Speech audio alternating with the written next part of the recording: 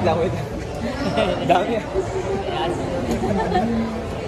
Okay, sige.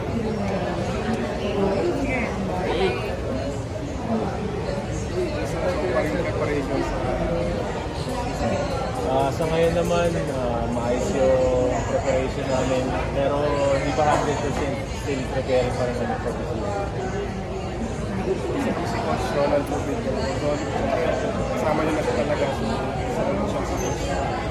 Okay naman siya, pati yung sila Coach Jim kasi ang pangit ng last season namin, so hindi namin kailangan mag-relax talaga. Nag-double effort kami para sa parating na to, para hindi lang isang makuha na yung makakuha pa kami ng iba pang panalo. Kumusta yung naging season mo nakaraan? Maganda yung pinakita mo, ano naman ang goal mo individually, personally for this? Para sa akin, siyempre gusto ko maging consistent ako na ganun, maganda yung ginagawa ko. Pero para sa akin, kahit na maganda yung pinakita ko last season, kung bigo naman yung team ko, para sa akin wala rin. So, need to be consistent and sana may kasamang win. Luwin, nagkaroon ng uncertainty kasi sa team nyo eh. So, bumalik na, sabi naman, nag-stay kayo. Kumusta naman yung naging nangyari nga, ano ba yung naramdaman nyo ng medyo delikado lagay ng team? Ano naman yung naging reaction? Para sa amin, yung mga ganung bagay, hindi na namin masyado iniisip kasi hindi na namin kontrolado yun eh.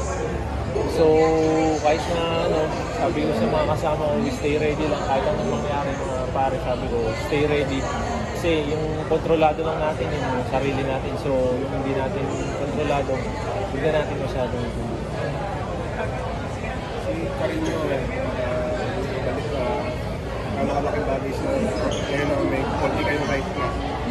Sana makahabol na si Kmar kasi siya talaga yung pinakamalaking bagay para sa team namin kasi sila ni Gio Chuna yung may height lang talaga na sa amin eh. So para makapag-compete kami sa mga taller teams, we need Kmar talaga.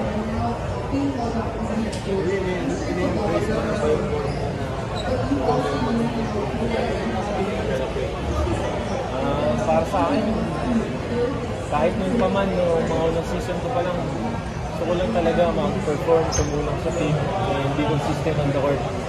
Pero sana, yung pag-lead ko, sana matulungan ko rin yung mga teammates ko para manalo.